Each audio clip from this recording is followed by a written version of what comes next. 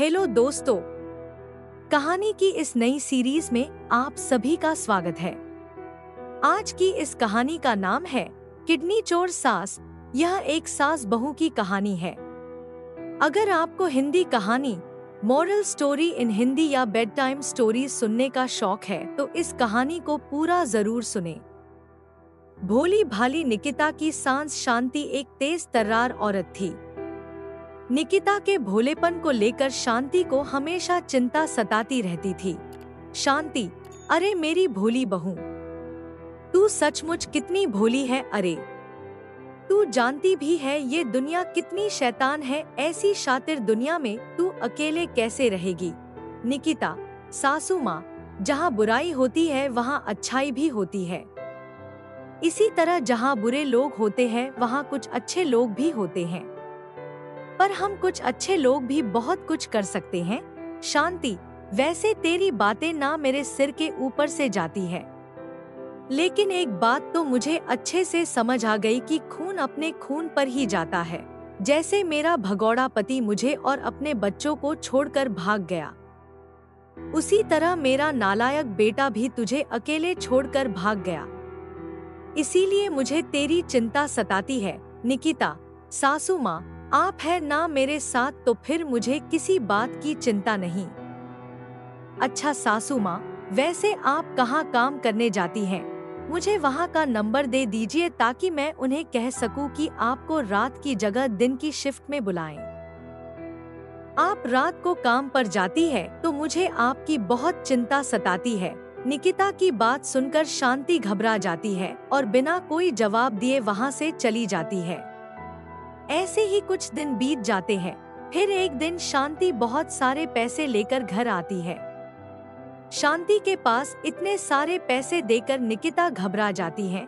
निकिता, हे राम, सासू माँ, आपके पास इतने सारे पैसे कहाँ से आए? आप आखिरकार ऐसा कौन सा काम कर रही हैं? शांति, अरे बहू, ये मेरे पैसे नहीं हैं, मालिक के हैं। ऑफिस में सबको सैलरी बांटनी थी ना, तो आज काफी स्टाफ ऑफिस नहीं आया था, इसलिए उन्होंने मुझे पैसे दे दिए ताकि मैं सभी स्टाफ को ये पैसे बांट सकूं। निकिता, लेकिन सासू माँ, आप तो इतनी पढ़ी लिखी नहीं, फिर आप सैलरी कैसे बांट पाएंगी? अच्छा, इसमें मैं आपकी मदद कर देती हूँ। आप मुझे बता दीजिए कितने लोगों को और कितनी सैलरी बांटनी है। मैं सबका हिसाब अलग अलग करके रख दूंगी। आप कल जाकर सबको उनकी सैलरी दे देना। अपनी बहू के मुंह से ऐसी बातें सुनकर शांति की आंखें भर आती है। फिर वो जाकर वो सारे पैसे एक संदूक में रख देती है और फिर सोने के लिए चली जाती है। साथ ही निकिता को भी सोने के लिए कहती है। तभी निकिता उसे कहती है, निकिता, क्या हुआ सासू माँ? आप इतने उदास क्यों लग रही हैं? मैं तो बस आपकी मदद करना चाहती थी। शांति, नहीं बहू, मुझे मदद की कोई जरूरत नहीं है और ना ही मैं चाहती हूँ कि जो काम मैं कर रही हूँ वो तू भी करे। ऑफिस में वैसे भी बहुत सारे लोग हैं जो मेरी मदद कर देंगे। तू बस अपना ध्यान रख और अब आराम से सो जा। निकिता, ठीक है सासू माँ, आप कहती हैं तो मैं सो जाती हूँ। निकिता को अपनी सास की कोई बात समझ नहीं आती, लेकिन वो अपनी सास से बहुत प्यार करती थी, इसलिए उसकी हर बात मान जाया करती थी। निकिता हर किसी की मदद के लिए हमेशा तैयार रहती थी। उसे दूसरों की मदद करना बहुत अच्छा लगता था। तो वहीं शांति का स्वभाव उससे अलग था। वो गरीब और मासूम लोगों की किडनियां चुराकर बेचा करती थी। एक रात, शांति, डॉक्टर साहब, इस आदमी को पथरी है और इसके पास 2 किडनियां हैं। आप इसकी एक किडनी निकाल कर मुझे दे देना। आपका काम मैं आज रात को ही पूरा कर दूंगी। डॉक्टर, तुम्हें देने का क्या फायदा? इतना रिस्की काम मैं करता हूँ और तुम हो कि सही से मोलभाव भी नहीं कर पाती।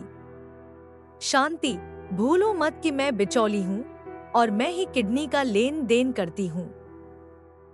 अगर मेरे साथ चालाकी करने की कोशिश की तो मैं अपना मुंह खोल दूंगी। डॉक्टर, अच्छा ठीक है, धमकी जाकर किसी और को देना, लेकिन एक बात का ध्यान रखना, इस बार डील जरा अच्छी करना, लास्ट टाइम की तरह कम में मत कराना। शांति, अच्छा ठीक है डॉक्टर साहब, मैं समझ गई। शांति जिस हॉस्पिटल में साफ सफाई का काम करती थी, उस हॉस्पिटल के डॉक्टर लोगों की किडनियां निकाल लिया करते थे और रमोला उन्हें बेचने का काम किया करती थी।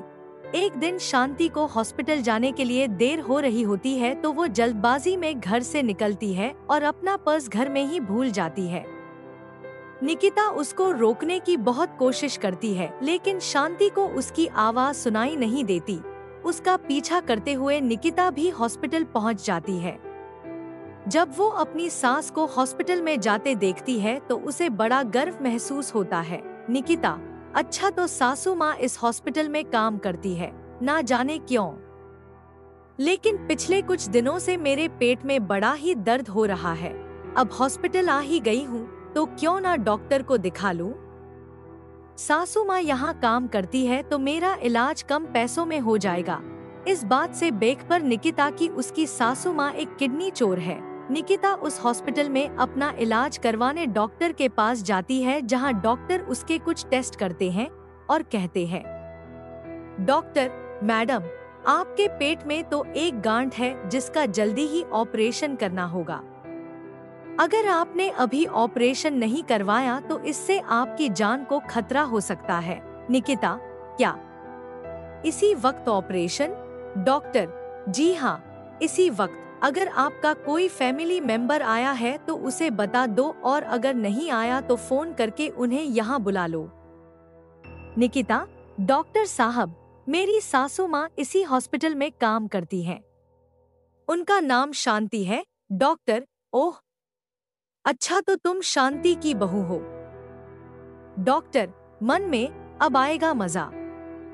जब वो शांति अपनी ही बहू की किडनी बेचेगी तब असली खेल देखने वाला होगा। अब पता चलेगा उस शांति की बच्ची को जो खुद को मुझसे ज्यादा होशियार समझने की कोशिश कर रही थी। इस तरह से डॉक्टर अपनी बेइज्जती का बदला लेने के लिए शांति की बहू की किडनी निकालने के लिए उसको ऑपरेशन थिएटर ले जाता है। लेकिन तभी शांति साफ सफाई के लिए वहां पहुंचती है और बेहोशी की हालत में पड़ी अपनी बहू को ऑपरेशन थिएटर में देखती है। शांति, डॉक्टर साहब, ये आप क्या कर रहे हो?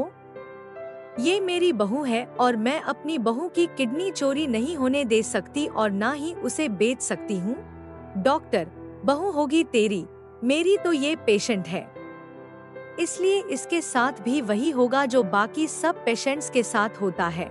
शांति, अगर तूने मेरी बहू को हाथ भी लगाया ना तो मैं तेरा सारा कच्चा चिट्ठा खोलकर रख दूंगी। डॉक्टर, नर्स, बाहर निकालो इसे यहाँ से, ये हमारे काम में दखल दे रही है। नर्स शांति को ऑपरेशन थिएटर से बाहर कर देती है। अब शांति के पास अपनी बहू को बचाने के लिए पुलिस को बुलवाने के अलावा और कोई चारा नहीं बचा था। इसलिए शांति ऑपरेशन शुरू होने से पहले ही पुलिस को वहां बुला लेती है और पुलिस के आगे अपने सारे गुनाह कबूल लेती है। साथ ही डॉक्टर की असलियत भी पुलिस को बता देती है। शांति साहब, मेरा नाम शांति है। जब मैंने इस हॉस्पिटल में काम शुरू किया तो मैंने देखा कि डॉक्टर मासूम लोगों की जान ले रहा है, उनकी किडनियां निकाल रहा है। जब मुझे ये सब पता चला तो इन्होंने पैसे देकर मेरा मुंह बंद कर दिया। साथ ही मुझे भी अपने इस धंधे में शामिल कर लिया। मैं भी इनके साथ किडनी चोरी करने लगी। इन लोगों ने कई बार मासूम लोगों के इलाज के बहाने किडनी चोरी की और उनको बेवकूफ बनाया।